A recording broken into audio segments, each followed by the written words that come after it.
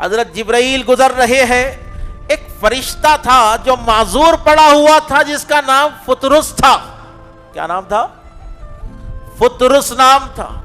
فطرس وہ پڑا ہوا تھا. اس نے کہا کہ جبرائیل کہاں پر جا رہے ہو؟ حضرت جبرائیل نے اسے دیکھ کر کہا کہ تیری یہ حالت کیسے؟ کہا کہ اللہ نے کچھ حکم فرمایا تھا، کچھ تساہل ہو گیا مجھ سے، اللہ کا عتاب مجھ پر نازل ہوا، میرے بالوں پر جل گئے، معذور پڑا ہوا ہوں، چوتھے آسمان کا فرشتہ ہوں، آج میں یہاں پر پڑا ہوا ہوں، اللہ کا عتاب مجھ پر نازل ہوا ہے. آپ کہاں پر جا رہے؟ کہا کہ میں سید الانبیاء کی بارگاہ میں جا رہا ہوں تاکہ ان کو ان کے نواسے کی آمد کی خوشخبری دے دوں. کہا کہ جبرائیل کیا ہی اچھا ہو، آپ مجھے ان کی بارگاہ میں لے کر چلے، آپ مجھے ان کے دربار میں لے کر چلے. حضرت جبرائیل نے کہا کہ ٹھیک ہے، ساتھ ہو جاؤ.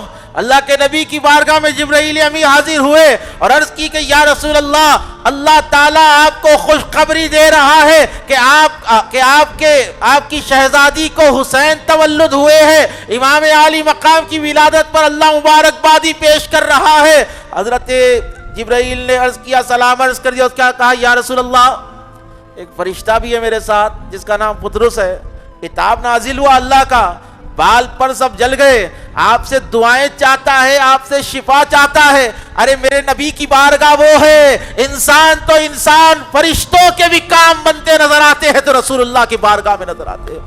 فرشتوں کو بھی شفا ملتی ہے، آسمان والے فرشتوں کو بھی شفا اگر ملتی ہے تو میرے نبی کے دربار سے ملتی ہے. کہا یا رسول اللہ، فطرس آیا ہے، پریشان حالت میں ہے، شفا چاہتا ہے. کہا فطرس کو بلاؤ، فطرس کو بلاؤ، صاحب روضۃ الشہداء کہتے ہیں.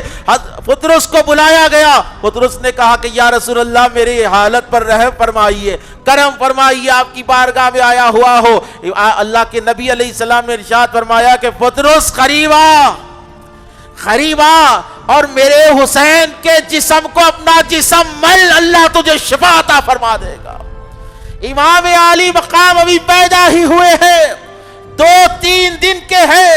امام عالی مقام کے جسم سے فرشتے کا جسم لگا، امام عالی مقام کے جسم کی برکت سے اس فرشتے کو اللہ نے پر بھی عطا فرما دیے، بال بھی عطا فرما دیے. تو اس ذات کو حسین ابن علی کہتے ہیں. ارے جس کے نام نے اس دین کو زندہ کر دیا، اس نام میں کیفیت کیسی ہوگی، اس نام میں شان عظمت کیسی ہوگی.